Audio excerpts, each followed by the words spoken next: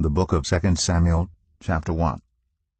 After the death of Saul, David returned from striking down the Amalekites and stayed in Ziklag 2 days. On the 3rd day a man arrived from Saul's camp with his clothes torn and dust on his head. When he came to David, he fell to the ground to pay him honor. "Where have you come from?" David asked him. He answered, "I have escaped from the Israelite camp." "What happened?" David asked. "Tell me." "The men fled from the battle," he replied. "Many of them fell and died, and Saul and his son Jonathan are dead." Then David said to the young man who brought him the report, "How do you know that Saul and his son Jonathan are dead?" "I happened to be on Mount Gilboa," the young man said, "and there was Saul, leaning on his spear, with the chariots and their drivers in hot pursuit. When he turned around and saw me, he called out to me, and I said, 'What can I do?' He asked me, 'Who are you?' 'An Amalekite,' I answered. Then he said to me, 'Stand here by me and kill me. I'm in the throes of death, but I'm still alive.' So I stood beside him and killed him, because I knew that after he had fallen he could not survive. And I took the crown that was on his head and the band on his arm, and have brought them here to my lord." Then David and all the men with him took hold of their clothes and tore them. They mourned and wept and fasted till evening for Saul and his son Jonathan, and for the army of the Lord, and for the nation of Israel, because they had fallen by the sword.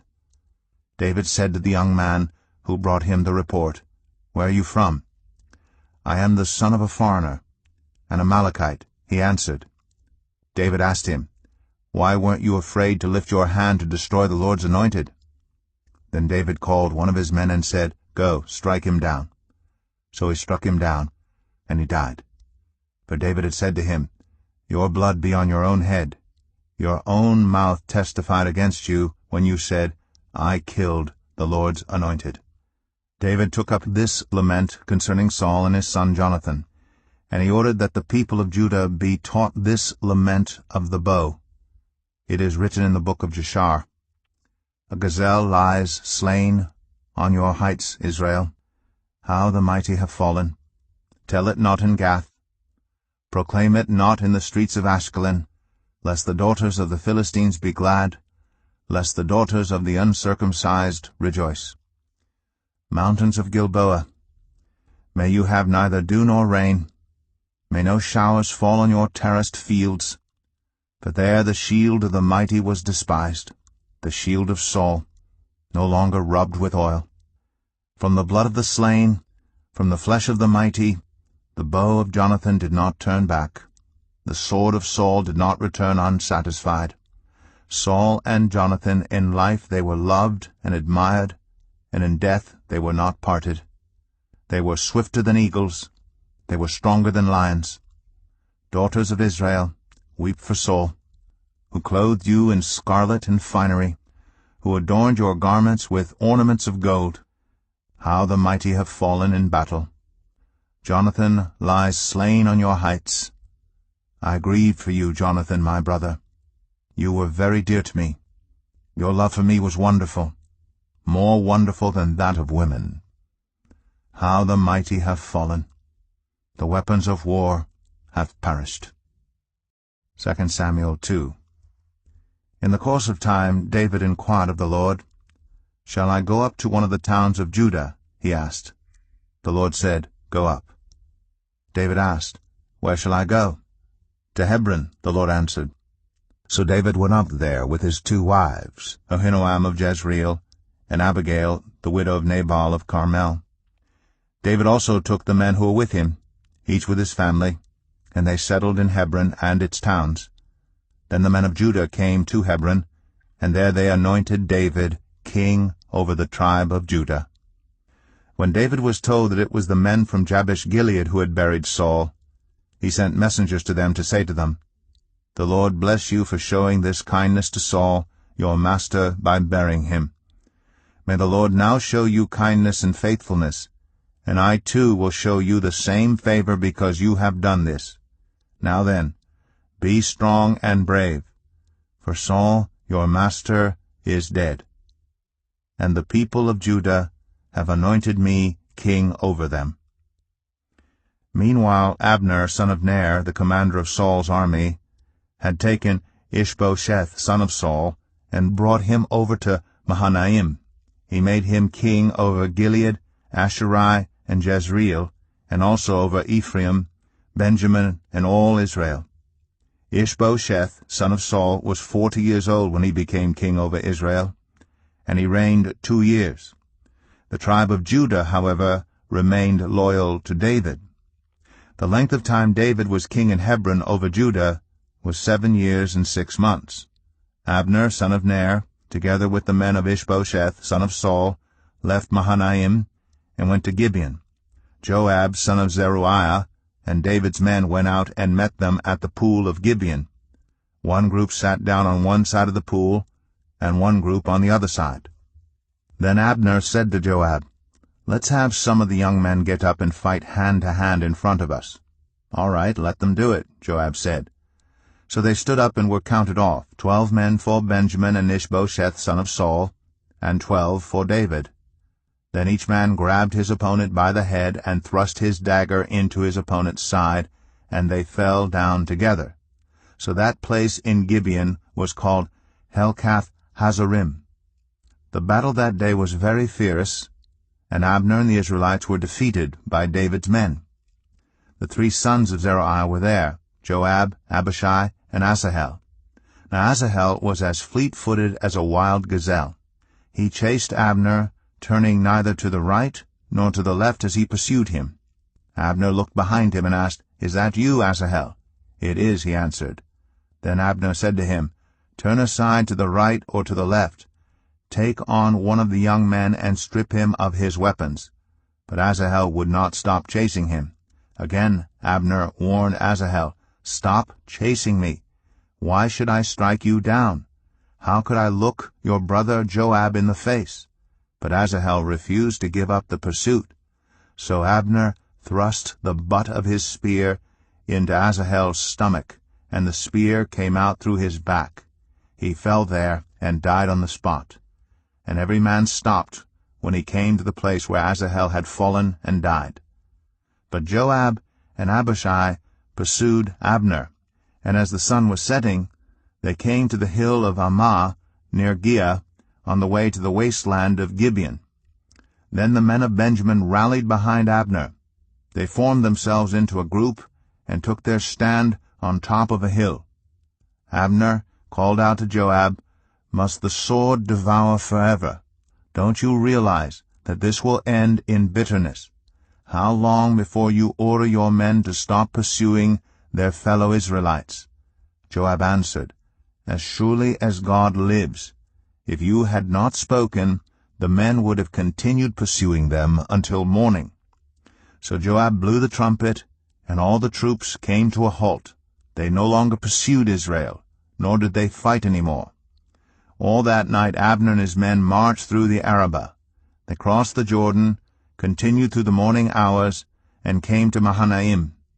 Then Joab stopped pursuing Abner, and assembled the whole army. Besides Asahel, 19 of David's men were found missing. But David's men had killed 360 Benjamites who were with Abner. They took Asahel and buried him in his father's tomb at Bethlehem. Then Joab and his men marched all night and arrived at Hebron by daybreak. 2 Samuel 3. The war between the house of Saul and the house of David lasted a long time. David grew stronger and stronger, while the house of Saul grew weaker and weaker.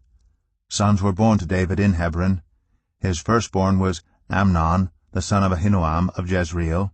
His second, Cheliab, the son of Abigail, the widow of Nabal of Carmel.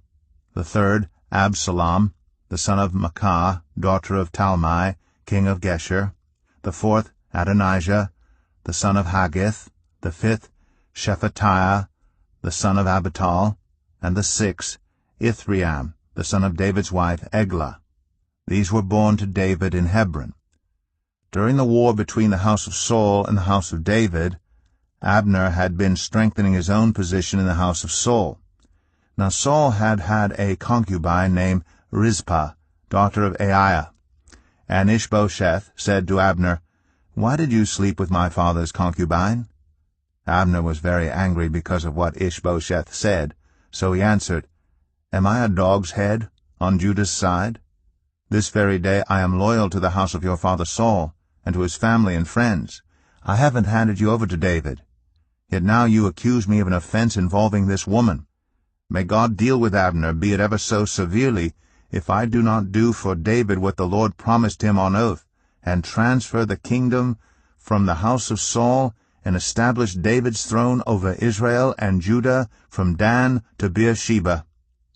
Ishbosheth did not dare to say another word to Abner, because he was afraid of him. Then Abner sent messengers on his behalf to say to David, Whose land is it? Make an agreement with me, and I will help you bring all Israel over to you. Good, said David, I will make an agreement with you. But I demand one thing of you. Do not come into my presence unless you bring Michal, daughter of Saul, when you come to see me.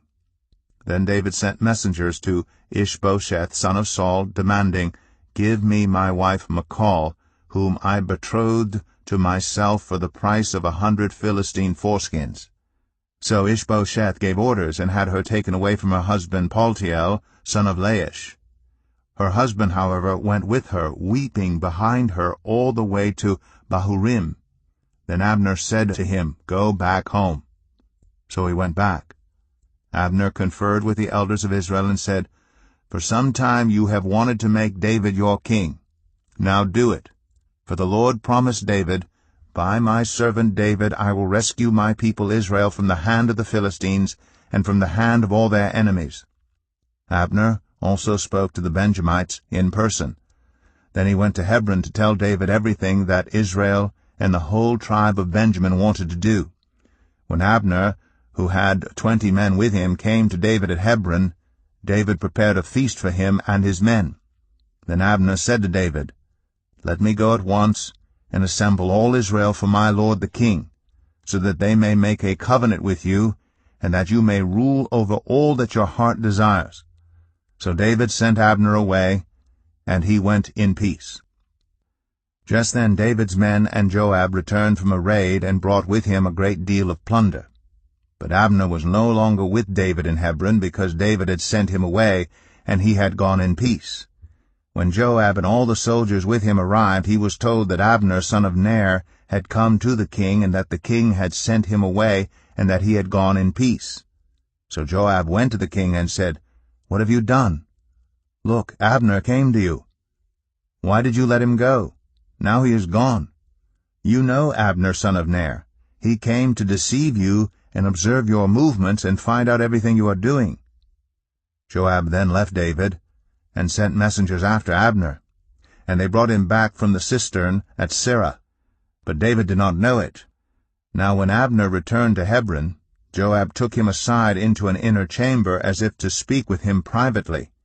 And there, to avenge the blood of his brother Asahel, Joab stabbed him in the stomach, and he died. Later, when David heard about this, he said, I and my kingdom are forever innocent before the Lord concerning the blood of Abner son of Ner. May his blood fall on the head of Joab and on his whole family. May Joab's family never be without someone who has a running sore or leprosy, or who leans on a crutch, or who falls by the sword, or who lacks food. Joab and his brother Abishai murdered Abner because he had killed their brother Asahel in the battle at Gibeon. Then David said to Joab and all the people with him, Tear your clothes, and put on sackcloth, and walk in mourning in front of Abner. King David himself walked behind the bier. They buried Abner in Hebron, and the king wept aloud at Abner's tomb. All the people wept also. The king sang this lament for Abner. Should Abner have died as the lawless die? Your hands were not bound, your feet were not fettered. You fell as one falls before the wicked. And all the people wept over him again. Then they all came and urged David to eat something while it was still day.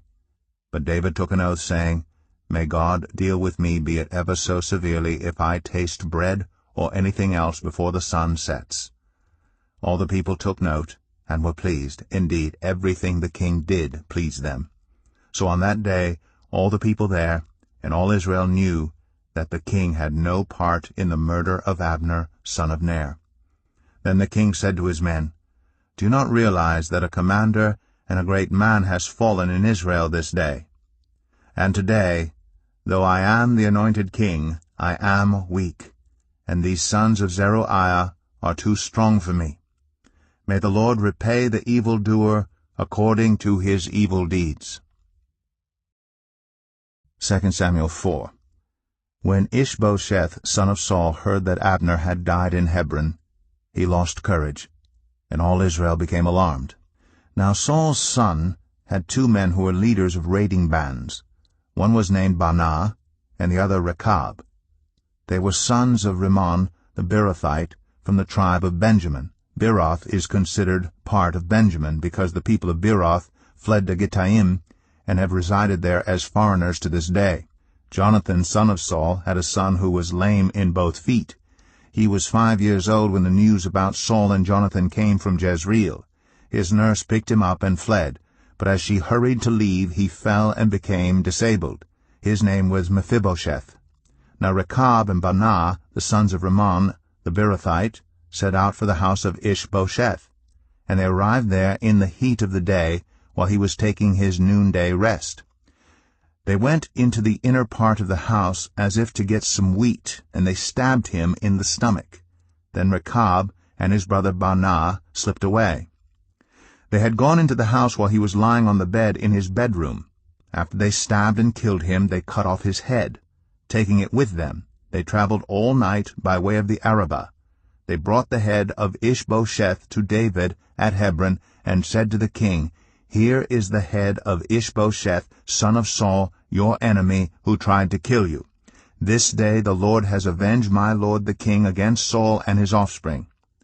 David answered Rechab and his brother Baanah, the sons of Rimmon the Beerothite, "As surely as the Lord lives, who has delivered me out of every trouble, when someone told me Saul is dead, and thought he was bringing good news, I seized him and put him to death in Ziklag.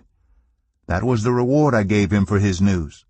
How much more, when wicked men have killed an innocent man in his own house and on his own bed, should I not now demand his blood from your hand and rid the earth of you?"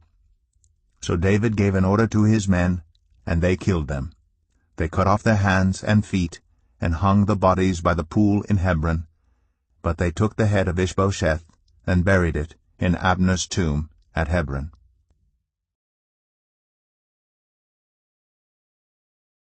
2 Samuel 5. All the tribes of Israel came to David at Hebron and said, "We are your own flesh and blood. In the past, while Saul was king over us, you were the one who led Israel on their military campaigns. And the Lord said to you, 'You will shepherd my people Israel, and you will become their ruler.' When all the elders of Israel had come to King David at Hebron, the king made a covenant with them at Hebron before the Lord, and they anointed David king over Israel. David was 30 years old when he became king, and he reigned 40 years. In Hebron he reigned over Judah 7 years and 6 months, and in Jerusalem he reigned over all Israel and Judah 33 years. The king and his men marched to Jerusalem to attack the Jebusites who lived there. The Jebusites said to David, "You will not get in here. Even the blind and the lame can ward you off." They thought, "David cannot get in here." Nevertheless, David captured the fortress of Zion, which is the city of David. On that day David had said, "Anyone who conquers the Jebusites will have to use the water shaft to reach those lame and blind who are David's enemies. That is why they say, 'The blind and lame will not enter the palace.'" David then took up residence in the fortress and called it the City of David. He built up the area around it from the terraces inward, and he became more and more powerful because the Lord God Almighty was with him.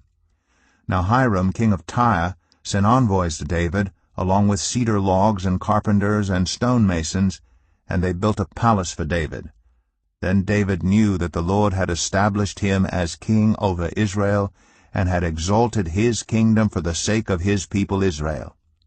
After he left Hebron, David took more concubines and wives in Jerusalem, and more sons and daughters were born to him. These are the names of the children born to him there: Shammua, Shobab, Nathan, Solomon, Ibhar, Elishua, Nepheg, Japhia, Elishama, Eliada, and Eliphalet. When the Philistines heard that David had been anointed king over Israel, they went up in full force to search for him. But David heard about it and went down to the stronghold. Now the Philistines had come and spread out in the valley of Rephaim. So David inquired of the Lord, "Shall I go and attack the Philistines? Will you deliver them into my hands?" The Lord answered him, "Go, for I will surely deliver the Philistines into your hands." So David went to Baal-perazim, and there he defeated them. He said, "As waters break out, the Lord has broken out against my enemies before me." So that place was called Baal-perazim. The Philistines abandoned their idols there, and David and his men carried them off. Once more the Philistines came up and spread out in the valley of Rephaim. So David inquired of the Lord, and he answered, "Do not go straight up, but circle around behind them and attack them in front of the poplar trees. As soon as you hear the sound of marching in the tops of the poplar trees, move quickly, because that will mean the Lord has gone out in front of you to strike the Philistine army." So David did as the Lord commanded him, and he struck down the Philistines all the way from Gibeon to Gezer. 2 Samuel 6. David again brought together all the able young men of Israel, 30,000. He and all his men went to Baalah in Judah to bring up from there the ark of God, which is called by the name of the Lord Almighty, who is enthroned between the cherubim on the ark. They set the ark of God on a new cart, and brought it from the house of Abinadab, which was on the hill. Uzzah and Ahio, sons of Abinadab, were guiding the new cart with the ark of God on it, and Ahio was walking in front of it. David and all Israel were celebrating with all their might before the Lord, with castanets, harps, lyres, timbrels, sistrums, and cymbals. When they came to the threshing floor of Nacon, Uzzah reached out and took hold of the ark of God, because the oxen stumbled. The Lord's anger burned against Uzzah because of his irreverent act. Therefore God struck him down, and he died there beside the ark of God. Then David was angry because the Lord's wrath had broken out against Uzzah, and to this day that place is called Perez Uzzah. David was afraid of the Lord that day, and said, "How can the ark of the Lord ever come to me?" He was not willing to take the ark of the Lord to be with him in the city of David. Instead he took it to the house of Obed-Edom the Gittite. The ark of the Lord remained in the house of Obed-Edom the Gittite for 3 months, and the Lord blessed him and his entire household. Now King David was told, "The Lord has blessed the household of Obed-Edom and everything he has because of the ark of God." So David went to bring up the ark of God from the house of Obed-Edom to the city of David with rejoicing. When those who were carrying the ark of the Lord had taken 6 steps, he sacrificed a bull and a fattened calf. Wearing a linen ephod, David was dancing before the Lord with all his might, while he and all Israel were bringing up the ark of the Lord with shouts and the sound of trumpets. As the ark of the Lord was entering the city of David, Michal, daughter of Saul, watched from a window, and when she saw King David leaping and dancing before the Lord, she despised him in her heart. They brought the ark of the Lord and set it in its place inside the tent that David had pitched for it. And David sacrificed burnt offerings and fellowship offerings before the Lord. After he had finished sacrificing the burnt offerings and fellowship offerings, he blessed the people in the name of the Lord Almighty. Then he gave a loaf of bread, a cake of dates, and a cake of raisins to each person in the whole crowd of Israelites, both men and women, and all the people went to their homes. When David returned home to bless his household, Michal, daughter of Saul, came out to meet him and said, how the king of Israel has distinguished himself today, going around half naked in full view of the slave girls of his servants, as any vulgar fellow would. David said to Michal, "It was before the Lord, who chose me rather than your father or anyone from his house when he appointed me ruler over the Lord's people Israel. I will celebrate before the Lord. I will become even more undignified than this, and I will be humiliated in my own eyes. But by these slave girls you spoke of, I will be held in honor." And Michal, daughter of Saul, had no children to the day of her death. 2 Samuel 7. After the king was settled in his palace, and the Lord had given him rest from all his enemies around him, he said to Nathan the prophet, "Here I am, living in a house of cedar, while the ark of God remains in a tent." Nathan replied to the king, "Whatever you have in mind, go ahead and do it, for the Lord is with you." But that night the word of the Lord came to Nathan, saying, "Go and tell my servant David, this is what the Lord says, Are you the one to build me a house to dwell in? I have not dwelt in a house from the day I brought the Israelites up out of Egypt to this day. I have been moving from place to place with a tent as my dwelling. Wherever I have moved with all the Israelites, did I ever say to any of their rulers whom I commanded to shepherd my people Israel, Why have you not built me a house of cedar? Now then, tell my servant David, this is what the Lord Almighty says, I took you from the pasture, from tending the flock, and appointed you ruler over my people Israel. I have been with you wherever you have gone, and I have cut off all your enemies from before you. Now I will make your name great, like the names of the greatest men on earth. And I will provide a place for my people Israel, and will plant them so that they can have a home of their own and no longer be disturbed. Wicked people will not oppress them any more as they did at the beginning and have done ever since the time I appointed leaders over my people Israel. I will also give you rest from all your enemies. The Lord declares to you that the Lord himself will establish a house for you. When your days are over and you rest with your ancestors, I will raise up your offspring to succeed you, your own flesh and blood, and I will establish his kingdom. He is the one who will build a house for my name, and I will establish the throne of his kingdom forever. I will be his father, and he will be my son. When he does wrong, I will punish him with a rod wielded by men, with floggings inflicted by human hands. But my love will never be taken away from him, as I took it away from Saul, whom I removed from before you. Your house and your kingdom will endure forever before me. Your throne will be established forever." Nathan reported to David all the words of this entire revelation. Then King David went in and sat before the Lord, and he said, "Who am I, sovereign Lord? And what is my family that you have brought me this far? And as if this were not enough in your sight, sovereign Lord, you have also spoken about the future of the house of your servant, and this decree, sovereign Lord, is for a mere human. What more can David say to you? For you know your servant, sovereign Lord. For the sake of your word and according to your will you have done this great thing, and made it known to your servant. How great you are, sovereign Lord! There is no one like you, and there is no God but you, as we have heard with our own ears. And who is like your people Israel, the one nation on earth that God went out to redeem as a people for himself, and to make a name for himself, and to perform great and awesome wonders by driving out nations and their gods from before your people, whom you redeemed from Egypt?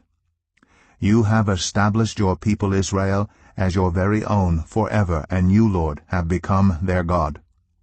And now, Lord God, keep forever the promise you have made concerning your servant and his house. Do as you promised, so that your name will be great forever. Then people will say, The Lord Almighty is God over Israel, and the house of your servant David will be established in your sight. Lord Almighty, God of Israel, you have revealed this to your servant, saying, I will build a house for you. So your servant has found courage to pray this prayer to you. Sovereign Lord, you are God, your covenant is trustworthy, and you have promised these good things to your servant. Now be pleased to bless the house of your servant, that it may continue forever in your sight, for you, sovereign Lord, have spoken. And with your blessing the house of your servant will be blessed forever. 2 Samuel 8. In the course of time, David defeated the Philistines and subdued them, and he took Metheg Ammah from the control of the Philistines. David also defeated the Moabites. He made them lie down on the ground, and measured them off with a length of cord. Every 2 lengths of them were put to death, and the 3rd length was allowed to live. So the Moabites became subject to David, and brought him tribute.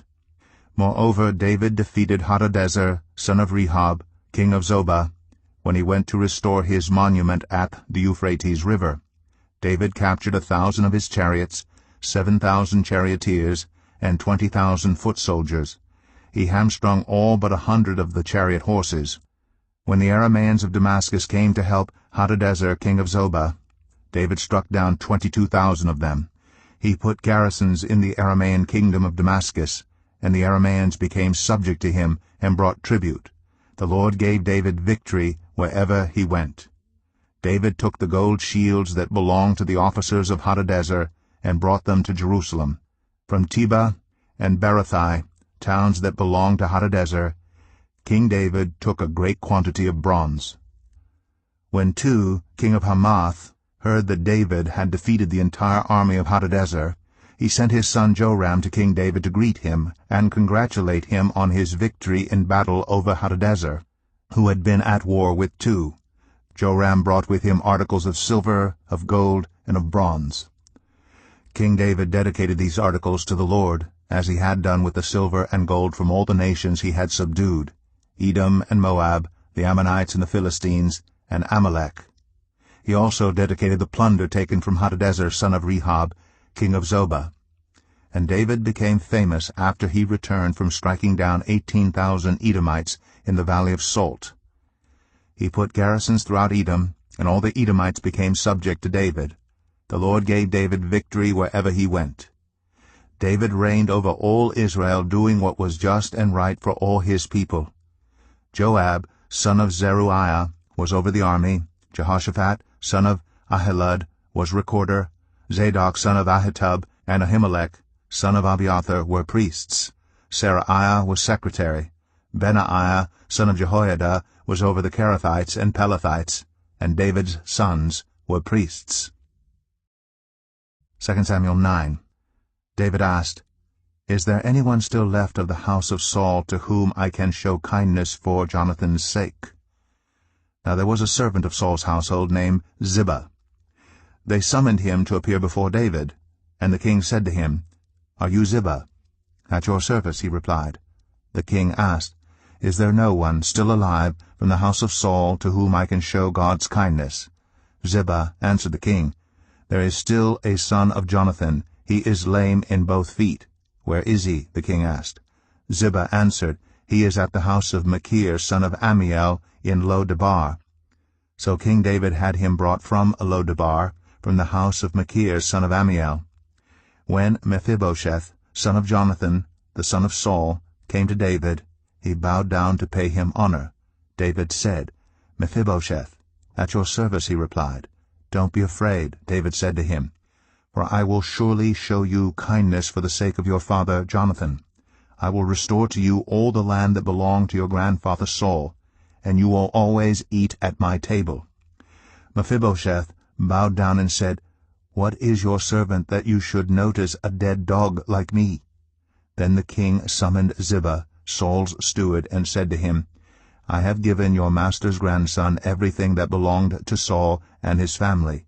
You and your sons and your servants are to farm the land for him and bring in the crops, so that your master's grandson may be provided for. And Mephibosheth, grandson of your master, will always eat at my table." Now Ziba had 15 sons and 20 servants. Then Ziba said to the king, "Your servant will do whatever my lord the king commands his servant to do." So Mephibosheth ate at David's table like one of the king's sons. Mephibosheth had a young son named Micah, and all the members of Ziba's household were servants of Mephibosheth. And Mephibosheth lived in Jerusalem because he always ate at the king's table. He was lame in both feet. 2 Samuel 10. In the course of time the king of the Ammonites died, and his son Hanun succeeded him as king. David thought, I will show kindness to Hanun son of Nahash, just as his father showed kindness to me. So David sent a delegation to express his sympathy to Hanun concerning his father. When David's men came to the land of the Ammonites, the Ammonite commanders said to Hanun their lord, Do you think David is honoring your father by sending envoys to you to express sympathy? Hasn't David sent them to you only to explore the city and spy it out and overthrow it? So Hanun seized David's envoys, shaved off half of each man's beard, cut off their garments at the buttocks, and sent them away. When David was told about this, he sent messengers to meet the men, for they were greatly humiliated. The king said, Stay at Jericho till your beards have grown, and then come back. When the Ammonites realized that they had become obnoxious to David, they hired 20,000 Aramean foot soldiers from Beth-rehob and Zobah, as well as the king of Maacah with 1,000 men, and also 12,000 men from Tob. On hearing this, David sent Joab out with the entire army of fighting men. The Ammonites came out and drew up in battle formation at the entrance of their city gate, while the Arameans of Zobah and Rehob and the men of Tob and Maacah were by themselves in the open country. Joab saw that there were battle lines in front of him and behind him. So he selected some of the best troops in Israel, and deployed them against the Arameans. He put the rest of the men under the command of Abishai his brother, and deployed them against the Ammonites. Joab said, If the Arameans are too strong for me, then you are to come to my rescue. But if the Ammonites are too strong for you, then I will come to rescue you. Be strong, and let us fight bravely for our people and the cities of our God. The Lord will do what is good in his sight. Then Joab and the troops with him advanced to fight the Arameans, and they fled before him. When the Ammonites realized that the Arameans were fleeing, they fled before Abishai and went inside the city. So Joab returned from fighting the Ammonites and came to Jerusalem. After the Arameans saw that they had been routed by Israel, they regrouped. Hadadezer had Arameans brought from beyond the Euphrates River. They went to Helam, with Shobak the commander of Hadadezer's army leading them. When David was told of this, he gathered all Israel, crossed the Jordan, and went to Helam. The Arameans formed their battle lines to meet David and fought against him, but they fled before Israel. And David killed 700 of their charioteers and 40,000 of their foot soldiers. He also struck down Shobak, the commander of their army, and he died there. When all the kings who were vassals of Hadadezer saw that they had been routed by Israel, they made peace with the Israelites and became subject to them. So the Arameans were afraid to help the Ammonites any more. 2 Samuel 11. In the spring, at the time when kings go off to war, David sent Joab out with the king's men and the whole Israelite army. They destroyed the Ammonites and besieged Rabbah, but David remained in Jerusalem. One evening, David got up from his bed and walked around on the roof of the palace. From the roof he saw a woman bathing. The woman was very beautiful, and David sent someone to find out about her. The man said, She is Bathsheba, the daughter of Eliam, and the wife of Uriah the Hittite. Then David sent messengers to get her. She came to him, and he slept with her. Now she was purifying herself from her monthly uncleanness. Then she went back home. The woman conceived and sent word to David, saying, I am pregnant. So David sent this word to Joab, Send me Uriah the Hittite. And Joab sent him to David. When Uriah came to him, David asked him how Joab was, how the soldiers were, and how the war was going. Then David said to Uriah, Go down to your house and wash your feet. So Uriah left the palace, and a gift from the king was sent after him. But Uriah slept at the entrance to the palace with all his master's servants and did not go down to his house. David was told, Uriah did not go home. So he asked Uriah, Haven't you just come from a military campaign? Why didn't you go home?" Uriah said to David, "The ark and Israel and Judah are staying in tents, and my commander Joab and my lord's men are camped in the open country. How could I go to my house to eat and drink, and make love to my wife? As surely as you live, I will not do such a thing." Then David said to him, "Stay here one more day, and tomorrow I will send you back." So Uriah remained in Jerusalem that day and the next. At David's invitation he ate and drank with him, and David made him drunk. But in the evening Uriah went out to sleep on his mat among his master's servants. He did not go home. In the morning David wrote a letter to Joab and sent it with Uriah. In it he wrote, "Put Uriah out in front where the fighting is fiercest. Then withdraw from him, so he will be struck down and die." So while Joab had the city under siege, he put Uriah at a place where he knew the strongest defenders were. When the men of the city came out and fought against Joab, some of the men in David's army fell. Moreover, Uriah the Hittite died. Joab sent David a full account of the battle. He instructed the messenger, "When you have finished giving the king this account of the battle, the king's anger may flare up, and he may ask you, 'Why did you get so close to the city to fight? Didn't you know they would shoot arrows from the wall? Who killed Abimelech, son of Jerub-Besheth? Didn't a woman drop an upper millstone on him from the wall, so that he died in Thebez? Why did you get so close to the wall?' If he asks you this, then say to him, 'Moreover, your servant Uriah the Hittite is dead.'" The messenger set out, and when he arrived, he told David everything Joab had sent him to say. The messenger said to David, "The men overpowered us and came out against us in the open, but we drove them back to the entrance of the city gate. Then the archers shot arrows at your servants from the wall, and some of the king's men died. Moreover, your servant Uriah the Hittite is dead." David told the messenger, "Say this to Joab, 'Don't let this upset you. The sword devours one as well as another. Press the attack against the city and destroy it.' Say this to encourage Joab." When Uriah's wife heard that her husband was dead, she mourned for him. After the time of mourning was over, David had her brought to his house, and she became his wife, and bore him a son. But the thing David had done displeased the Lord. 2 Samuel 12. The Lord sent Nathan to David. When he came to him, he said, "There were 2 men in a certain town, one rich and the other poor. The rich man had a very large number of sheep and cattle, but the poor man had nothing except one little ewe lamb he had bought. He raised it, and it grew up with him and his children. It shared his food, drank from his cup, and even slept in his arms. It was like a daughter to him. Now a traveler came to the rich man, but the rich man refrained from taking one of his own sheep or cattle to prepare a meal for the traveler who had come to him. Instead, he took the ewe lamb that belonged to the poor man and prepared it for the one who had come to him." David burned with anger against the man and said to Nathan, "As surely as the Lord lives, the man who did this must die.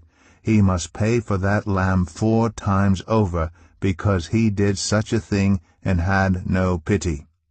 Then Nathan said to David, "You are the man. This is what the Lord, the God of Israel, says. I anointed you king over Israel, and I delivered you from the hand of Saul. I gave your master's house to you, and your master's wives into your arms. I gave you all Israel and Judah, and if all this had been too little, I would have given you even more. Why did you despise the word of the Lord by doing what is evil in his eyes? You struck down Uriah the Hittite with the sword and took his wife to be your own. You killed him with the sword of the Ammonites. Now therefore the sword will never depart from your house, because you despised me and took the wife of Uriah the Hittite to be your own. This is what the Lord says. Out of your own household I am going to bring calamity on you. Before your very eyes I will take your wives and give them to one who is close to you, and he will sleep with your wives in broad daylight. You did it in secret, but I will do this thing in broad daylight before all Israel." Then David said to Nathan, "I have sinned against the Lord." Nathan replied, "The Lord has taken away your sin. You are not going to die. But because by doing this you have shown utter contempt for the Lord, the son born to you will die." After Nathan had gone home, the Lord struck the child that Uriah's wife had borne to David, and he became ill. David pleaded with God for the child. He fasted and spent the nights lying in sackcloth on the ground. The elders of his household stood beside him to get him up from the ground, but he refused, and he would not eat any food with them. On the 7th day the child died. David's attendants were afraid to tell him that the child was dead, for they thought, "While the child was still living, he wouldn't listen to us when we spoke to him. How can we now tell him the child is dead? He may do something desperate." David noticed that his attendants were whispering among themselves, and he realized the child was dead. "Is the child dead?" he asked. "Yes," they replied. "He is dead." Then David got up from the ground, after he had washed, put on lotions, and changed his clothes. He went into the house of the Lord and worshipped. Then he went to his own house, and at his request they served him food, and he ate. His attendants asked him, "Why are you acting this way? While the child was alive you fasted and wept, but now that the child is dead, you get up and eat." He answered, "While the child was still alive I fasted and wept. I thought, who knows? The Lord may be gracious to me and let the child live. But now that he is dead, why should I go on fasting? Can I bring him back again? I will go to him, but he will not return to me." Then David comforted his wife Bathsheba, and he went to her and made love to her. She gave birth to a son, and they named him Solomon. The Lord loved him, and because the Lord loved him, he sent word through Nathan the prophet to name him Jedediah. Meanwhile Joab fought against Rabbah of the Ammonites and captured the royal citadel. Joab then sent messengers to David, saying, "I have fought against Rabbah and taken its water supply. Now muster the rest of the troops and besiege the city and capture it. Otherwise I will take the city, and it will be named after me." So David mustered the entire army and went to Rabbah and attacked and captured it. David took the crown from their king's head, and it was placed on his own head. It weighed a talent of gold, and it was set with precious stones. David took a great quantity of plunder from the city, and brought out the people who were there, consigning them to labor with saws and with iron picks and axes, and he made them work at brick-making. David did this to all the Ammonite towns. Then he and his entire army returned to Jerusalem. 2 Samuel 13. In the course of time, Amnon, son of David, fell in love with Tamar, the beautiful sister of Absalom, son of David. Amnon became so obsessed with his sister Tamar that he made himself ill. She was a virgin, and it seemed impossible for him to do anything to her. Now Amnon had an adviser named Jonadab, son of Shemaiah, David's brother. Jonadab was a very shrewd man. He asked Amnon, "Why do you, the king's son, look so haggard morning after morning? Won't you tell me?" Amnon said to him, "I'm in love with Tamar, my brother Absalom's sister." "Go to bed and pretend to be ill," Jonadab said. "When your father comes to see you, say to him, 'I would like my sister Tamar to come and give me something to eat. Let her prepare the food in my sight, so I may watch her, and then eat it from her hand.'" So Amnon lay down and pretended to be ill. When the king came to see him, Amnon said to him, "I would like my sister Tamar to come and make some special bread in my sight, so I may eat from her hand." David sent word to Tamar at the palace, "Go to the house of your brother Amnon and prepare some food for him." So Tamar went to the house of her brother Amnon, who was lying down. She took some dough, kneaded it, made the bread in his sight, and baked it. Then she took the pan and served him the bread, but he refused to eat. "Send everyone out of here," Amnon said. So everyone left him. Then Amnon said to Tamar, "Bring the food here into my bedroom, so I may eat from your hand." And Tamar took the bread she had prepared and brought it to her brother Amnon in his bedroom. But when she took it to him to eat, he grabbed her and said, "Come to bed with me, my sister." "No, my brother," she said to him, "don't force me. Such a thing should not be done in Israel. Don't do this wicked thing. What about me? Where could I get rid of my disgrace? And what about you? You would be like one of the wicked fools in Israel. Please speak to the king. He will not keep me from being married to you." But he refused to listen to her, and since he was stronger than she, he raped her. Then Amnon hated her with intense hatred. In fact, he hated her more than he had loved her. Amnon said to her, "Get up and get out." "No," she said to him, "sending me away would be a greater wrong than what you have already done to me." But he refused to listen to her. He called his personal servant and said, "Get this woman out of my sight, and bolt the door after her." So his servant put her out and bolted the door after her. She was wearing an ornate robe, for this was the kind of garment the virgin daughters of the king wore. Tamar put ashes on her head and tore the ornate robe she was wearing. She put her hands on her head and went away weeping aloud as she went. Her brother Absalom said to her, "Has that Amnon, your brother, been with you? Be quiet for now, my sister. He is your brother. Don't take this thing to heart." And Tamar lived in her brother Absalom's house, a desolate woman. When King David heard all this, he was furious. And Absalom never said a word to Amnon, either good or bad. He hated Amnon because he had disgraced his sister Tamar. 2 years later, when Absalom's sheep shearers were at Baal-Hazor, near the border of Ephraim, he invited all the king's sons to come there. Absalom went to the king and said, "Your servant has had shearers come. Will the king and his attendants please join me?" "No, my son," the king replied. "All of us should not go. We would only be a burden to you." Although Absalom urged him, he still refused to go, but gave him his blessing. Then Absalom said, "If not, please let my brother Amnon come with us." The king asked him, "Why should he go with you?" But Absalom urged him, so he sent with him Amnon and the rest of the king's sons. Absalom ordered his men, "Listen, when Amnon is in high spirits from drinking wine, and I say to you, 'Strike Amnon down, then kill him,' don't be afraid. Haven't I given you this order? Be strong and brave." So Absalom's men did to Amnon what Absalom had ordered. Then all the king's sons got up, mounted their mules, and fled. While they were on their way, the report came to David, "Absalom has struck down all the king's sons. Not one of them is left." The king stood up, tore his clothes, and lay down on the ground, and all his attendants stood by with their clothes torn. But Jonadab, son of Shemaiah, David's brother, said, "My lord should not think that they killed all the princes. Only Amnon is dead."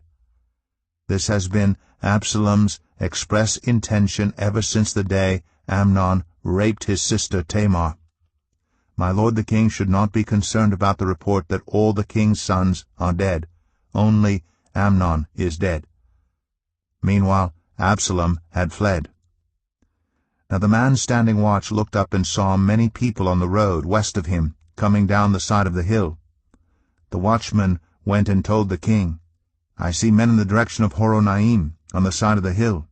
Jonadab said to the king, "See, the king's sons have come. It has happened just as your servant said." As he finished speaking, the king's sons came in, wailing loudly. The king, too, and all his attendants wept very bitterly.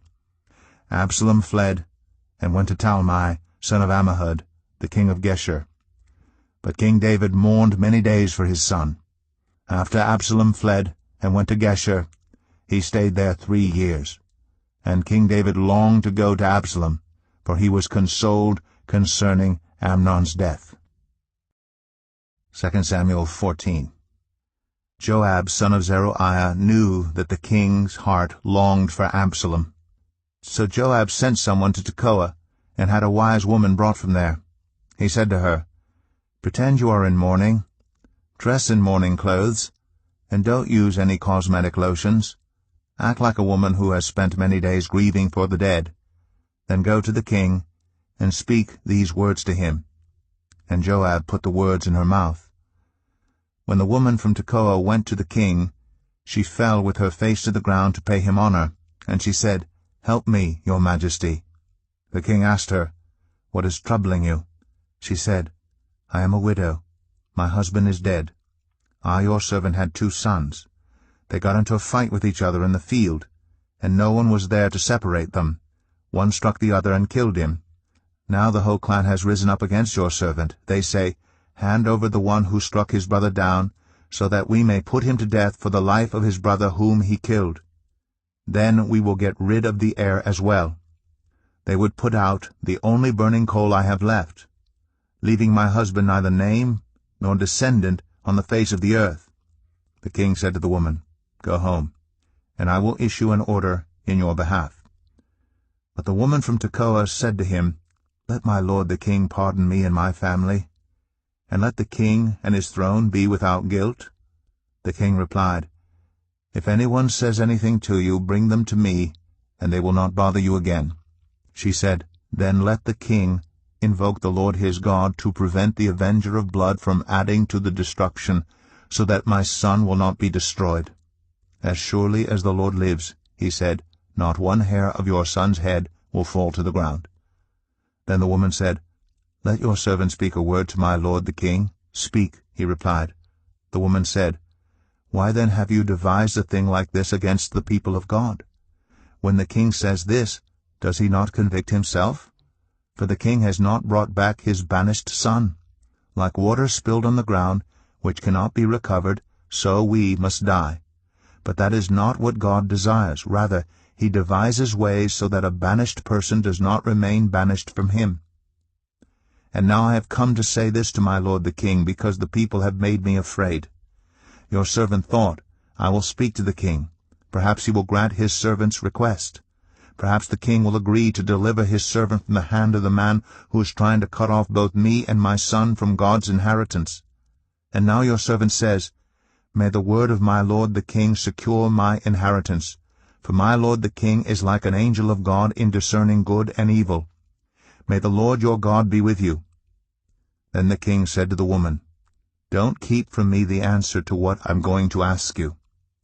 "Let my lord the king speak," the woman said. The king asked, "Isn't the hand of Joab with you in all this?" The woman answered, "As surely as you live, my lord the king, no one can turn to the right or to the left from anything my lord the king says. Yes, it was your servant Joab who instructed me to do this, and who put all these words into the mouth of your servant. Your servant Joab did this to change the present situation. My lord has wisdom like that of an angel of God. He knows everything that happens in the land." The king said to Joab, "Very well, I will do it. Go, bring back the young man Absalom." Joab fell with his face to the ground to pay him honor, and he blessed the king. Joab said, "Today your servant knows that he has found favor in your eyes, my lord the king, because the king has granted his servant's request." Then Joab went to Geshur and brought Absalom back to Jerusalem. But the king said, "He must go to his own house. He must not see my face." So Absalom went to his own house and did not see the face of the king. In all Israel there was not a man so highly praised for his handsome appearance as Absalom. From the top of his head to the sole of his foot there was no blemish in him. Whenever he cut the hair of his head, he used to cut his hair once a year because it became too heavy for him. He would weigh it, and its weight was 200 shekels by the royal standard. 3 sons and a daughter were born to Absalom. His daughter's name was Tamar, and she became a beautiful woman. Absalom lived 2 years in Jerusalem without seeing the king's face. Then Absalom sent for Joab in order to send him to the king, but Joab refused to come to him. So he sent a second time, but he refused to come. Then he said to his servants, "Look, Joab's field is next to mine, and he has barley there. Go and set it on fire." So Absalom's servants set the field on fire. Then Joab did go to Absalom's house, and he said to him, "Why have your servants set my field on fire?" Absalom said to Joab, "Look, I sent word to you and said, 'Come here so I can send you to the king to ask, why have I come from Geshur? It would be better for me if I were still there. Now then, I want to see the king's face. And if I'm guilty of anything, let him put me to death.'" So Joab went to the king and told him this. Then the king summoned Absalom, and he came in and bowed down with his face to the ground before the king, and the king kissed Absalom. 2 Samuel 15. In the course of time, Absalom provided himself with a chariot and horses and with 50 men to run ahead of him. He would get up early and stand by the side of the road leading to the city gate. Whenever anyone came with a complaint to be placed before the king for a decision, Absalom would call out to him, "What town are you from?" He would answer, "Your servant is from one of the tribes of Israel." Then Absalom would say to him, "Look, your claims are valid and proper, but there is no representative of the king to hear you." And Absalom would add, "If only I were appointed judge in the land. Then everyone who has a complaint or case could come to me, and I would see that they receive justice." Also, whenever anyone approached him to bow down before him, Absalom would reach out his hand, take hold of him, and kiss him. Absalom behaved in this way toward all the Israelites who came to the king asking for justice, and so he stole the hearts of the people of Israel. At the end of 4 years, Absalom said to the king, "Let me go to Hebron and fulfill a vow I made to the Lord. While your servant was living at Geshur in Aram, I made this vow. If the Lord takes me back to Jerusalem, I will worship the Lord in Hebron." The king said to him, "Go in peace." So he went to Hebron. Then Absalom sent secret messengers throughout the tribes of Israel to say, "As soon as you hear the sound of the trumpets, then say, 'Absalom is king in Hebron.'" 200 men from Jerusalem had accompanied Absalom. They had been invited as guests and went quite innocently, knowing nothing about the matter. While Absalom was offering sacrifices, he also sent for Ahithophel the Gilonite, David's counselor, to come from Gilo, his hometown.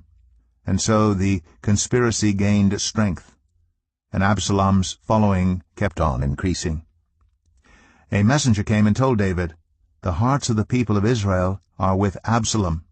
Then David said to all his officials who were with him in Jerusalem, "Come, we must flee, or none of us will escape from Absalom. We must leave immediately, or he will move quickly to overtake us and bring ruin on us and put the city to the sword." The king's officials answered him, "Your servants are ready to do whatever our lord the king chooses." The king set out with his entire household following him, but he left 10 concubines to take care of the palace. So the king set out with all the people following him, and they halted at the edge of the city. All his men marched past him, along with all the Kerethites and Pelethites, and all the 600 Gittites who had accompanied him from Gath marched before the king. The king said to Ittai the Gittite, "Why should you come along with us? Go back and stay with King Absalom. You are a foreigner, an exile from your homeland. You came only yesterday, and today shall I make you wander about with us, when I do not know where I am going? Go back and take your people with you. May the Lord show you kindness and faithfulness." But Ittai replied to the king, "As surely as the Lord lives, and as my lord the king lives, wherever my lord the king may be, whether it means life or death, there will your servant be." David said to Ittai, "Go ahead, march on." So Ittai the Gittite marched on with all his men and the families that were with him. The whole countryside wept aloud as all the people passed by. The king also crossed the Kidron Valley, and all the people moved on toward the wilderness. Zadok was there too, and all the Levites who were with him were carrying the ark of the covenant of God. They set down the ark of God, and Abiathar offered sacrifices until all the people had finished leaving the city. Then the king said to Zadok, "Take the ark of God back into the city. If I find favor in the Lord's eyes, he will bring me back and let me see it and his dwelling place again. But if he says, I am not pleased with you, then I am ready. Let him do to me whatever seems good to him." The king also said to Zadok the priest, "Do you understand? Go back to the city with my blessing. Take your son Ahimaaz with you, and also Abiathar's son Jonathan. You and Abiathar return with your 2 sons. I will wait at the fords in the wilderness until word comes from you to inform me." So Zadok and Abiathar took the ark of God back to Jerusalem and stayed there. But David continued up the Mount of Olives, weeping as he went. His head was covered, and he was barefoot. All the people with him covered their heads too, and were weeping as they went up. Now David had been told, "Ahithophel is among the conspirators with Absalom." So David prayed, "Lord, turn Ahithophel's counsel into foolishness." When David arrived at the summit, where people used to worship God, Hushai the Archite was there to meet him, his robe torn and dust on his head. David said to him, "If you go with me, you will be a burden to me.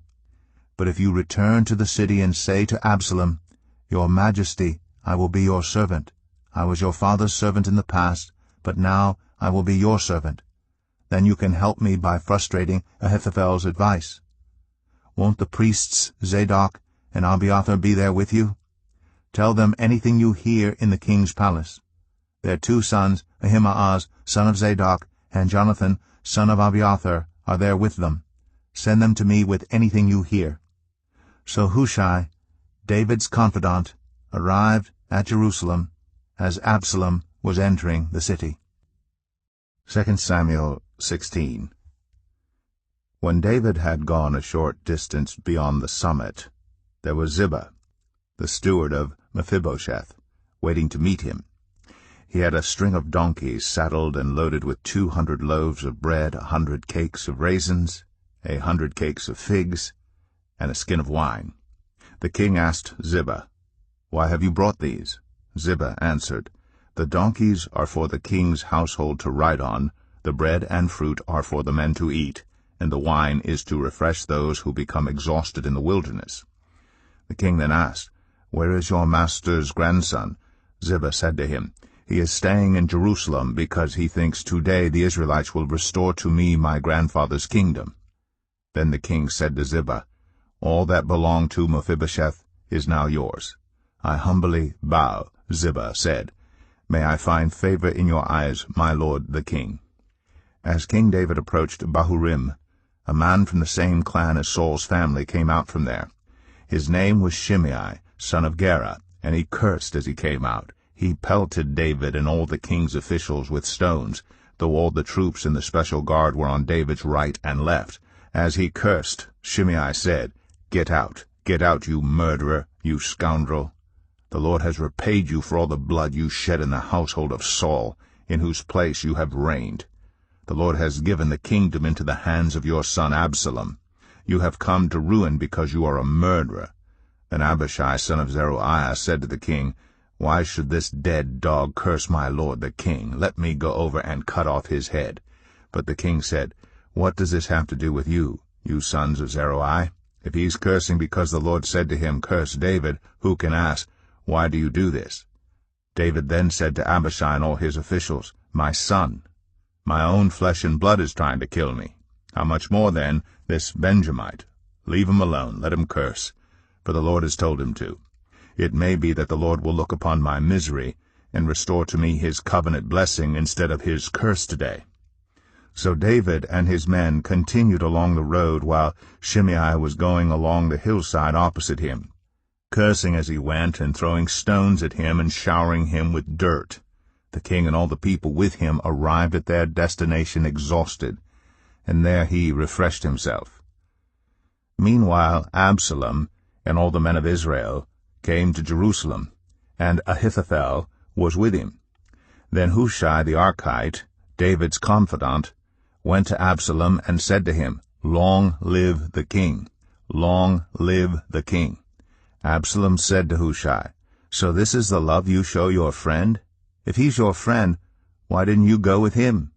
Hushai said to Absalom, No, the one chosen by the Lord, by these people, and by all the men of Israel, his I will be, and I will remain with him. Furthermore, whom should I serve? Should I not serve the son? Just as I served your father, so I will serve you. Absalom said to Ahithophel, Give us your advice. What should we do?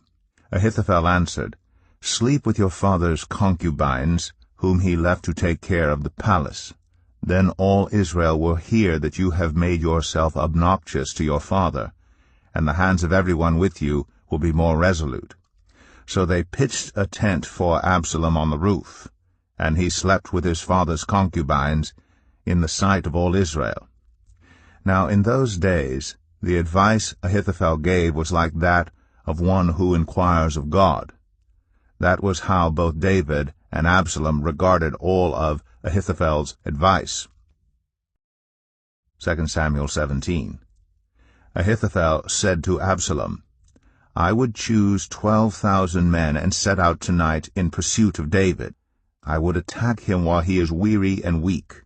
I would strike him with terror, and then all the people with him will flee. I would strike down only the king and bring all the people back to you. The death of the man you seek will mean the return of all. All the people will be unharmed. This plan seemed good to Absalom and to all the elders of Israel. But Absalom said, Summon also Hushai the Archite, so we can hear what he has to say as well. When Hushai came to him, Absalom said, Ahithophel has given this advice. Should we do what he says? If not, give us your opinion. Hushai replied to Absalom, The advice Ahithophel has given is not good this time.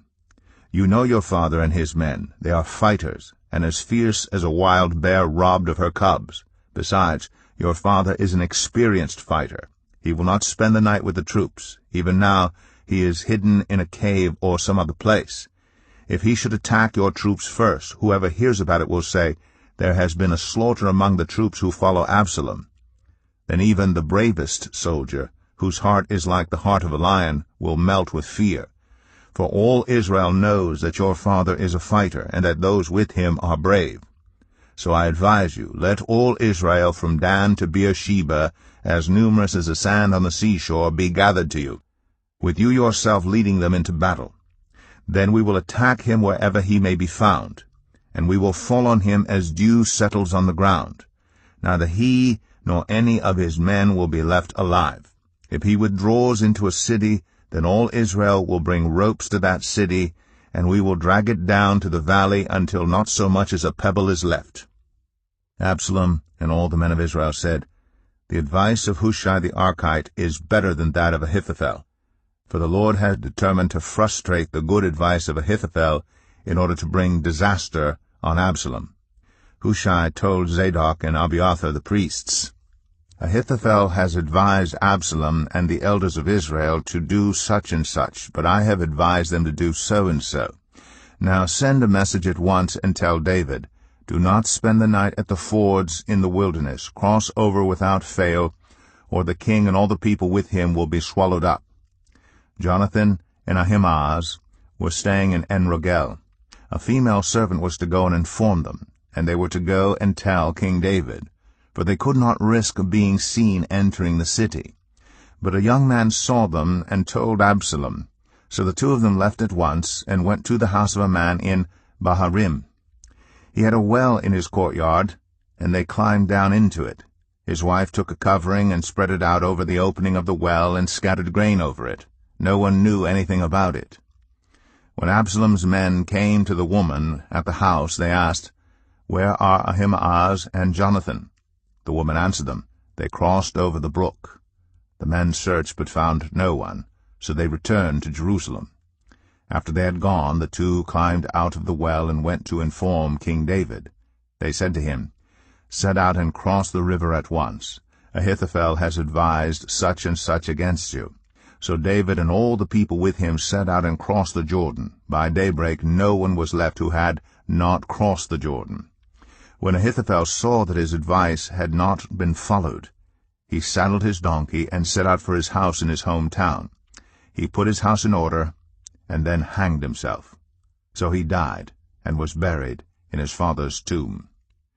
David went to Mahanaim, and Absalom crossed the Jordan with all the men of Israel. Absalom had appointed Amasa over the army in place of Joab.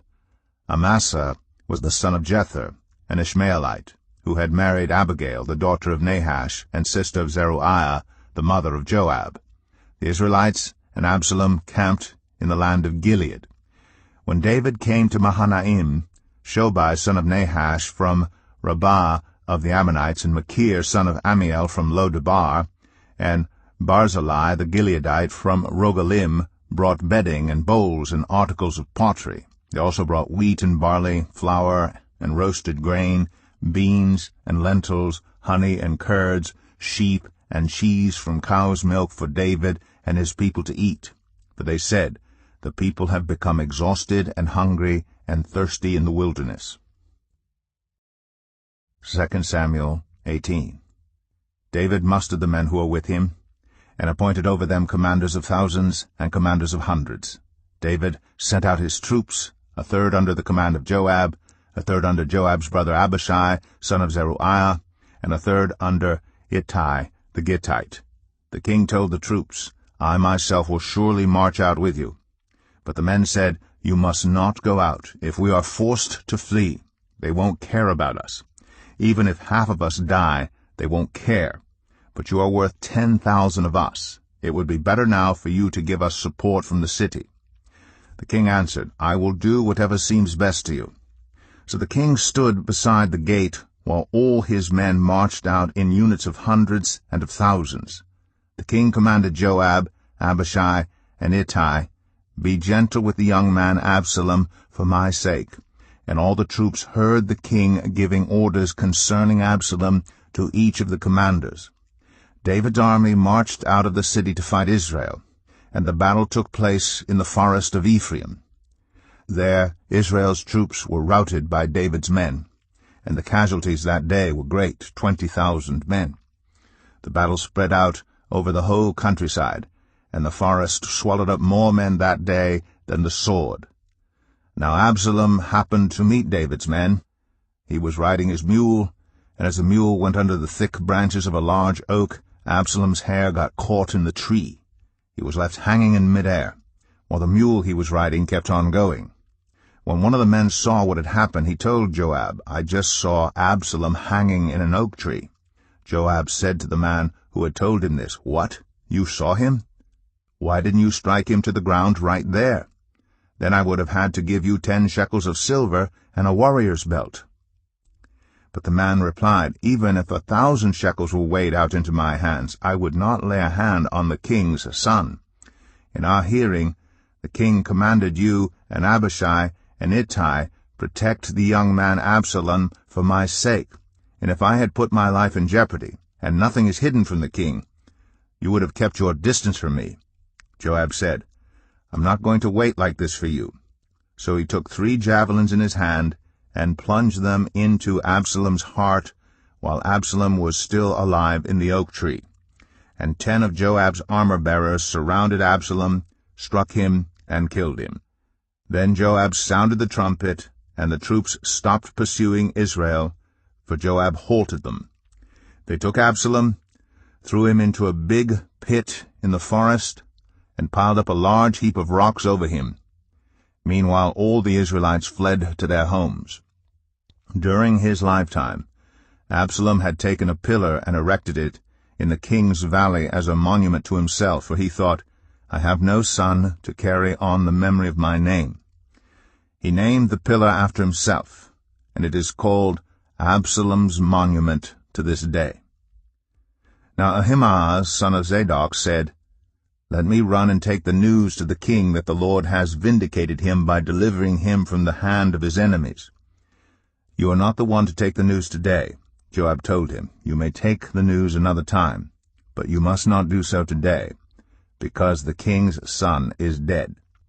Then Joab said to a Cushite, "Go tell the king what you have seen." The Cushite bowed down before Joab and ran off. Ahimaaz, son of Zadok, again said to Joab, "Come what may, please let me run behind the Cushite." But Joab replied, "My son, why do you want to go? You don't have any news that will bring you a reward." He said, "Come what may, I want to run." So Joab said, "Run." Then Ahimaaz ran by way of the plain and outran the Cushite. While David was sitting between the inner and outer gates, the watchman went up to the roof of the gateway by the wall. As he looked out, he saw a man running alone. The watchman called out to the king and reported it. The king said, "If he is alone, he must have good news." And the runner came closer and closer. Then the watchman saw another runner, and he called down to the gatekeeper, "Look, another man running alone." The king said, "He must be bringing good news too." The watchman said, "It seems to me that the first one runs like Ahimaaz, son of Zadok." "He's a good man," the king said. "He comes with good news." Then Ahimaaz called out to the king, "All is well." He bowed down before the king with his face to the ground and said, "Praise be to the Lord your God. He has delivered up those who lifted their hands against my lord the king." The king asked, "Is the young man Absalom safe?" Ahimaaz answered, "I saw great confusion, just as Joab was about to send the king's servant and me, your servant. But I don't know what it was." The king said, "Stand aside and wait here." So he stepped aside and stood there. Then the Cushite arrived and said, "My lord the king, hear the good news. The Lord has vindicated you today by delivering you from the hand of all who rose up against you." The king asked the Cushite, "Is the young man Absalom safe?" The Cushite replied, "May the enemies of my lord the king and all who rise up to harm you be like that young man." The king was shaken. He went up to the room over the gateway and wept. As he went, he said, "O my son Absalom, my son Absalom, if only I had died instead of you.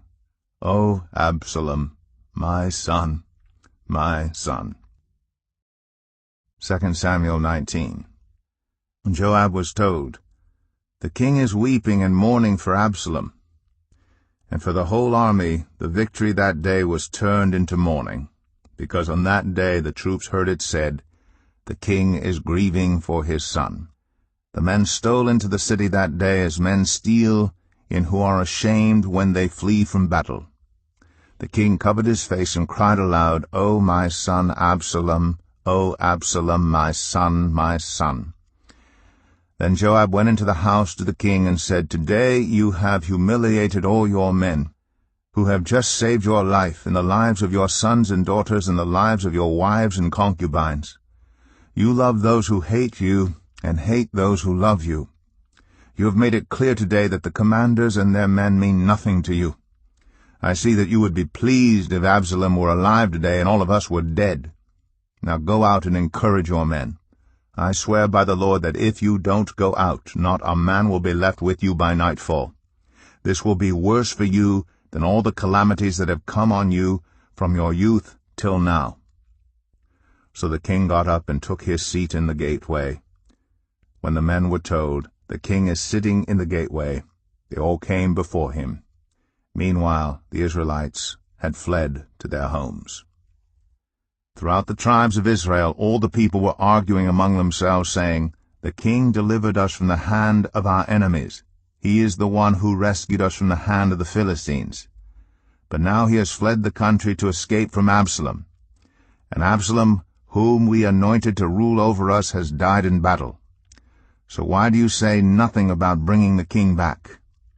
King David sent this message to Zadok and Abiathar the priests. "Ask the elders of Judah, why should you be the last to bring the king back to his palace, since what is being said throughout Israel has reached the king at his quarters? You are my relatives, my own flesh and blood. So why should you be the last to bring back the king? And say to Amasa, Are you not my own flesh and blood? May God deal with me, be it ever so severely, if you are not the commander of my army for life in place of Joab." He won over the hearts of the men of Judah, so that they were all of one mind.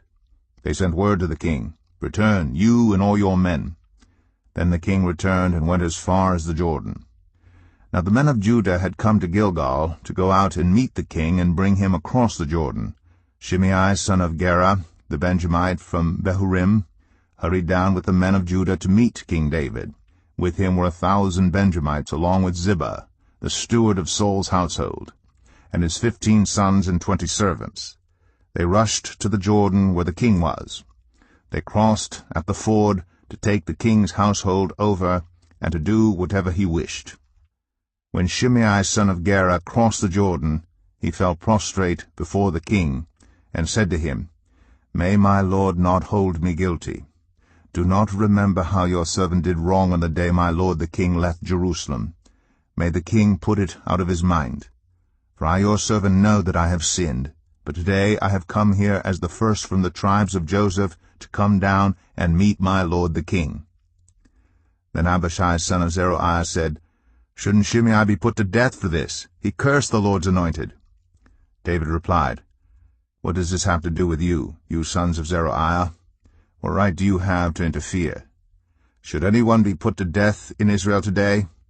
Don't I know that today I am king over Israel?" So the king said to Shimei, "You shall not die." And the king promised him on oath. Mephibosheth, Saul's grandson, also went down to meet the king. He had not taken care of his feet, or trimmed his mustache, or washed his clothes from the day the king left until the day he returned safely. When he came from Jerusalem to meet the king asked him, "Why didn't you go with me, Mephibosheth?" He said, "My lord the king, since I your servant am lame," I said, "I will have my donkey saddled, and will ride on it, so I can go with the king. But Ziba my servant betrayed me, and he has slandered your servant to my lord the king. My lord the king is like an angel of God, so do whatever you wish. All my grandfather's descendants deserve nothing but death from my lord the king. But you gave your servant a place among those who eat at your table. So what right do I have to make any more appeals to the king?" The king said to him, "Why say more? I order you and Ziba to divide the land." Mephibosheth said to the king, "Let him take everything, now that my lord the king has returned home safely." Barzillai the Gileadite also came down from Rogelim to cross the Jordan with the king and to send him on his way from there. Now Barzillai was very old, 80 years of age. He had provided for the king during his stay in Mahanaim, for he was a very wealthy man. The king said to Barzillai, "Cross over with me and stay with me in Jerusalem, and I will provide for you." But Barzillai answered the king, "How many more years will I live, that I should go up to Jerusalem with the king? I am now 80 years old. Can I tell the difference between what is enjoyable and what is not? Can your servant taste what he eats and drinks? Can I still hear the voices of male and female singers? Why should your servant be an added burden to my lord the king? Your servant will cross over the Jordan with the king for a short distance. But why should the king reward me in this way? Let your servant return, that I may die in my own town near the tomb of my father and mother. But here is your servant Kimham. Let him cross over with my lord the king. Do for him whatever you wish." The king said, "Kimham shall cross over with me, and I will do for him whatever you wish, and anything you desire from me I will do for you." So all the people crossed the Jordan, and then the king crossed over. The king kissed Barzillai and bid him farewell, and Barzillai returned to his home. When the king crossed over to Gilgal, Kimham crossed with him. All the troops of Judah and half the troops of Israel had taken the king over. Soon all the men of Israel were coming to the king and saying to him, "Why did our brothers, the men of Judah, steal the king away and bring him and his household across the Jordan, together with all his men?" All the men of Judah answered the men of Israel, "We did this because the king is closely related to us. Why are you angry about it? Have we eaten any of the king's provisions? Have we taken anything for ourselves?" Then the men of Israel answered the men of Judah, "We have 10 shares in the king, so we have a greater claim on David than you have. Why then do you treat us with contempt? Weren't we the first to speak of bringing back our king? But the men of Judah press their claims even more forcefully than the men of Israel. 2 Samuel 20. Now a troublemaker named Sheba, son of Bichri, a Benjamite, happened to be there. He sounded the trumpet and shouted, "We have no share in David, no part in Jesse's son. Every man to his tent, Israel." So all the men of Israel deserted David to follow Sheba, son of Bichri. But the men of Judah stayed by their king all the way from the Jordan to Jerusalem. When David returned to his palace in Jerusalem, he took the 10 concubines he had left to take care of the palace and put them in a house under guard. He provided for them, but had no sexual relations with them. They were kept in confinement till the day of their death, living as widows. Then the king said to Amasa, "Summon the men of Judah to come to me within 3 days, and be here yourself." But when Amasa went to summon Judah, he took longer than the time the king had set for him. David said to Abishai, "Now Sheba, son of Bichri, will do us more harm than Absalom did. Take your master's men and pursue him, or he will find fortified cities and escape from us." So Joab's men and the Kerethites and Pelethites and all the mighty warriors went out under the command of Abishai. They marched out from Jerusalem to pursue Sheba, son of Bichri. While they were at the great rock in Gibeon, Amasa came to meet them. Joab was wearing his military tunic, and strapped over it at his waist was a belt with a dagger in its sheath. As he stepped forward, it dropped out of its sheath. Joab said to Amasa, "How are you, my brother?" Then Joab took Amasa by the beard with his right hand to kiss him. Amasa was not on his guard against the dagger in Joab's hand, and Joab plunged it into his belly, and his intestines spilled out on the ground. Without being stabbed again, Amasa died. Then Joab and his brother Abishai pursued Sheba, son of Bichri. One of Joab's men stood beside Amasa and said, "Whoever favors Joab and whoever is for David, let him follow Joab." Amasa lay wallowing in his blood in the middle of the road, and the man saw that all the troops came to a halt there. When he realized that everyone who came up to Amasa stopped, he dragged him from the road into a field and threw a garment over him. After Amasa had been removed from the road, everyone went on with Joab to pursue Sheba, son of Bichri. Sheba passed through all the tribes of Israel to Abel Beth Maachah, and through the entire region of the Bichrites, who gathered together and followed him. All the troops with Joab came and besieged Sheba in Abel Beth Maachah. They built a siege ramp up to the city, and it stood against the outer fortifications. While they were battering the wall to bring it down, a wise woman called from the city, "Listen, listen, tell Joab to come here so I can speak to him." He went toward her, and she asked, "Are you Joab?" "I am," he answered. She said, "Listen to what your servant has to say." "I'm listening," he said. She continued, "Long ago they used to say, 'Get your answer at Abel,' and that settled it. We are the peaceful and faithful in Israel. You are trying to destroy a city that is a mother in Israel. Why do you want to swallow up the Lord's inheritance?" "Far be it from me," Joab replied. "Far be it from me to swallow up or destroy. That is not the case. A man named Sheba, son of Bichri, from the hill country of Ephraim, has lifted up his hand against the king, against David. Hand over this one man, and I'll withdraw from the city." The woman said to Joab, "His head will be thrown to you from the wall." Then the woman went to all the people with her wise advice, and they cut off the head of Sheba, son of Bichri, and threw it to Joab. So he sounded the trumpet, and his men dispersed from the city, each returning to his home, and Joab went back to the king in Jerusalem. Joab was over Israel's entire army. Benaiah, son of Jehoiada, was over the Kerethites and Pelethites. Adoniram was in charge of forced labor. Jehoshaphat, son of Ahilud, was recorder. Sheba was secretary. Zadok and Abiathar were priests, and Ira the Jairite was David's priest. 2 Samuel 21. During the reign of David, there was a famine for 3 successive years. So David sought the face of the Lord. The Lord said, "It is on account of Saul and his blood-stained house.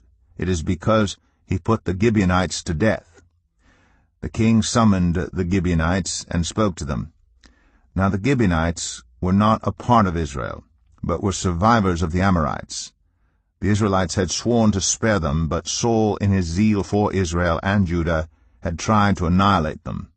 David asked the Gibeonites, "What shall I do for you? How shall I make atonement so that you will bless the Lord's inheritance?"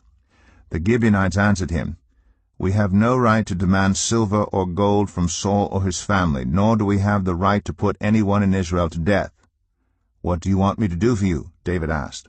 They answered the king, "As for the man who destroyed us and plotted against us so that we have been decimated and have no place anywhere in Israel, let 7 of his male descendants be given to us to be killed, and their bodies exposed before the Lord at Gibeah of Saul, the Lord's chosen one." So the king said, "I will give them to you." The king spared Mephibosheth, son of Jonathan, the son of Saul, because of the oath before the Lord between David and Jonathan, son of Saul. But the king took Armoni and Mephibosheth, the 2 sons of Aiah's daughter Rizpah, whom she had borne to Saul, together with the 5 sons of Saul's daughter Merab, whom she had borne to Adriel, son of Barzillai, the Maholathite.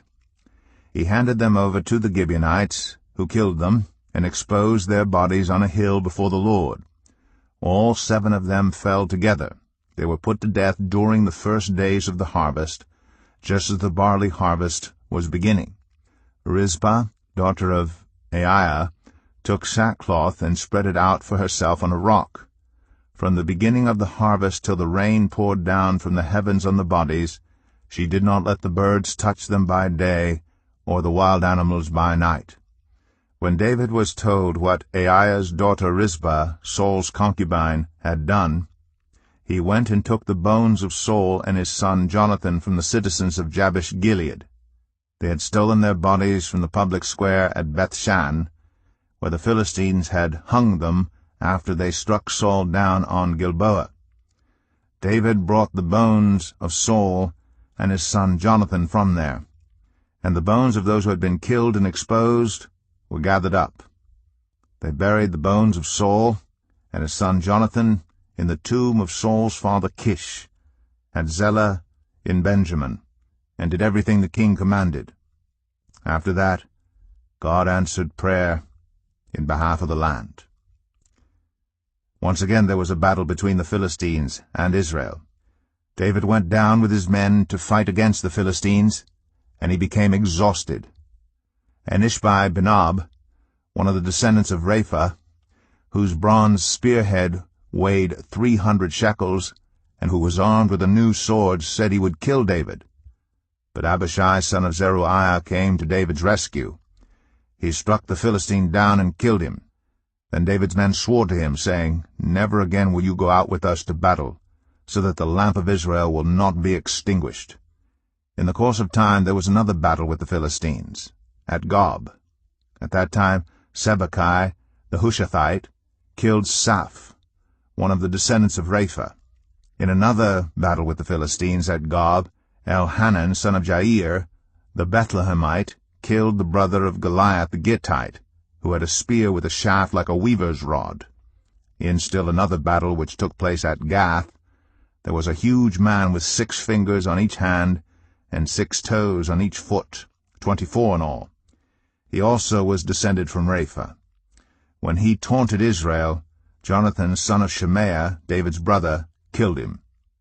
These 4 were descendants of Rapha in Gath, and they fell at the hands of David and his men. 2 Samuel 22. David sang to the Lord the words of this song, when the Lord delivered him from the hand of all his enemies and from the hand of Saul. He said, "The Lord is my rock, my fortress, and my deliverer. My God is my rock in whom I take refuge, my shield, and the horn of my salvation.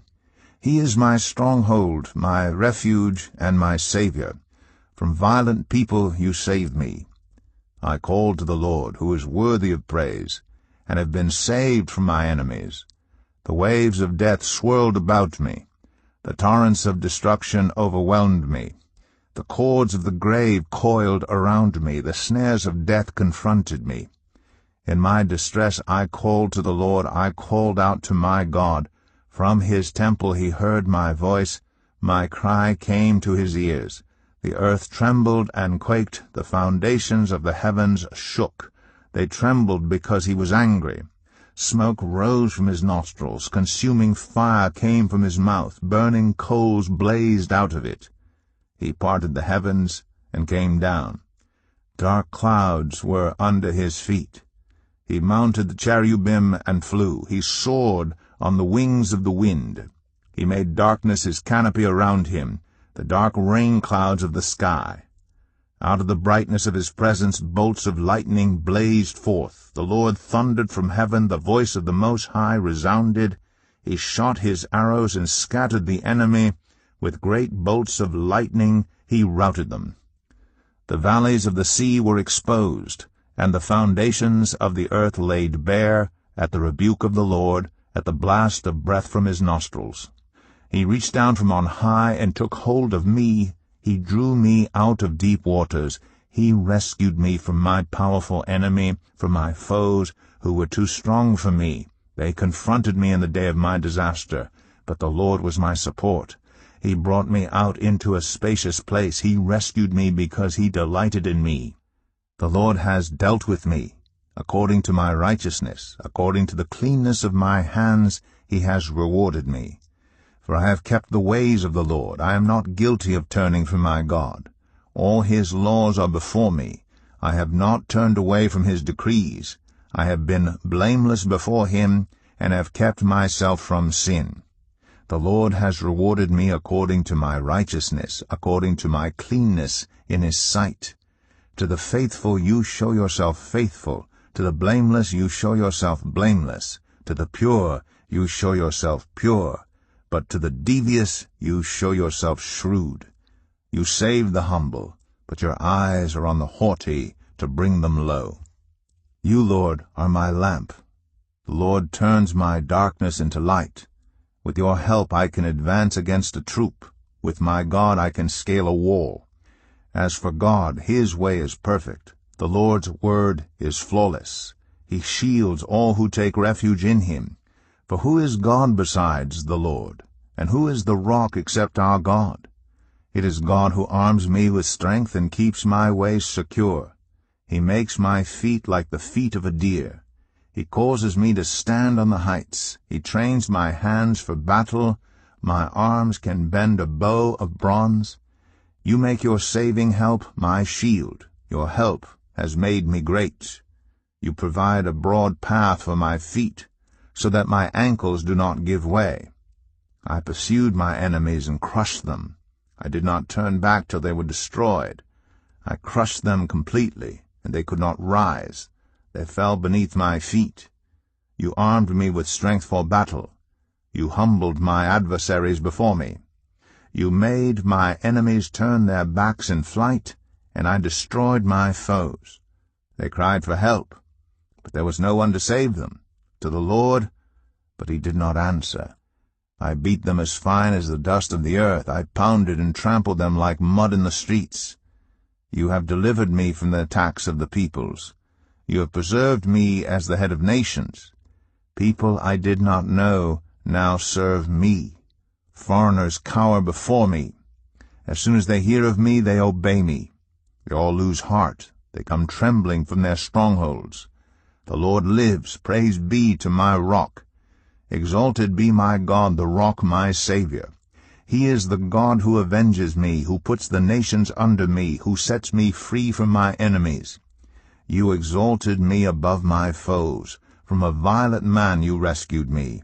Therefore I will praise you, Lord, among the nations. I will sing the praises of your name. He gives his king great victories. He shows unfailing kindness to his anointed, to David and his descendants forever. 2 Samuel 23. These are the last words of David, the inspired utterance of David, son of Jesse, the utterance of the man exalted by the Most High, the man anointed by the God of Jacob, the hero of Israel's songs. The Spirit of the Lord spoke through me. His word was on my tongue. The God of Israel spoke. The Rock of Israel said to me, when one rules over people in righteousness, when he rules in the fear of God, he is like the light of morning at sunrise, on a cloudless morning, like the brightness after rain that brings grass from the earth. If my house were not right with God, surely he would not have made with me an everlasting covenant, arranged and secured in every part. Surely he would not bring to fruition my salvation and grant me my every desire. But evil men are all to be cast aside like thorns, which are not gathered with the hand. Whoever touches thorns uses a tool of iron or the shaft of a spear. They are burned up where they lie. These are the names of David's mighty warriors. Josheb-Basshebeth, a Tahkemonite, was chief of the 3. He raised his spear against 800 men, whom he killed in one encounter. Next to him was Eleazar, son of Dodai, the Ahohite. As one of the 3 mighty warriors, he was with David when they taunted the Philistines, gathered at Pas-Dammim for battle. Then the Israelites retreated, but Eleazar stood his ground and struck down the Philistines till his hand grew tired and froze to the sword. The Lord brought about a great victory that day. The troops returned to Eleazar, but only to strip the dead. Next to him was Shammah, son of Agi, the Hararite. When the Philistines banded together at a place where there was a field full of lentils, Israel's troops fled from them. But Shammah took his stand in the middle of the field. He defended it, and struck the Philistines down. And the Lord brought about a great victory. During harvest time, 3 of the 30 chief warriors came down to David at the cave of Adullam, while a band of Philistines was encamped in the valley of Rephaim. At that time David was in the stronghold, and the Philistine garrison was at Bethlehem. David longed for water and said, "Oh, that someone would get me a drink of water from the well near the gate of Bethlehem." So the 3 mighty warriors broke through the Philistine lines, drew water from the well near the gate of Bethlehem, and carried it back to David. But he refused to drink it. Instead he poured it out before the Lord. "Far be it from me, Lord, to do this," he said. "Is it not the blood of men who went at the risk of their lives?" And David would not drink it. Such were the exploits of the 3 mighty warriors. Abishai, the brother of Joab, son of Zeruiah, was chief of the 3.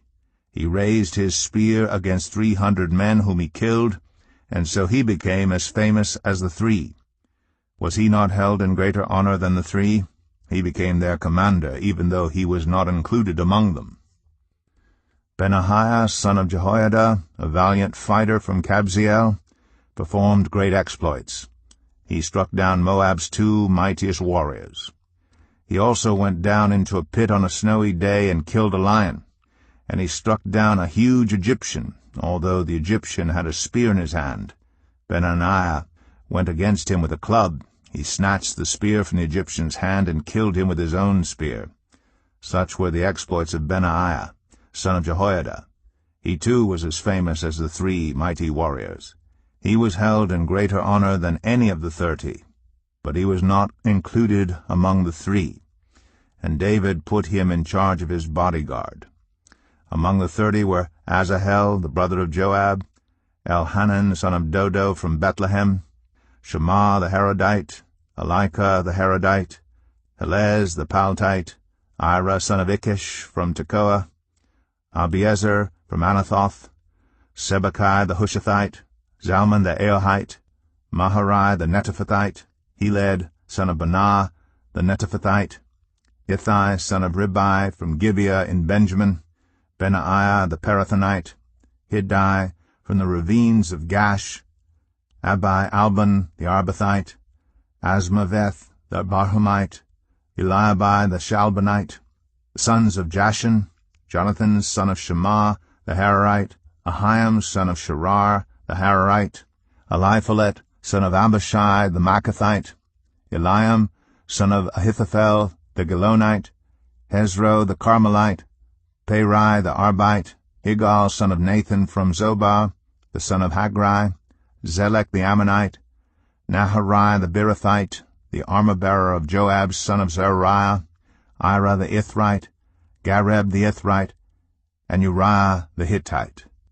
There were 37 in all. 2 Samuel 24.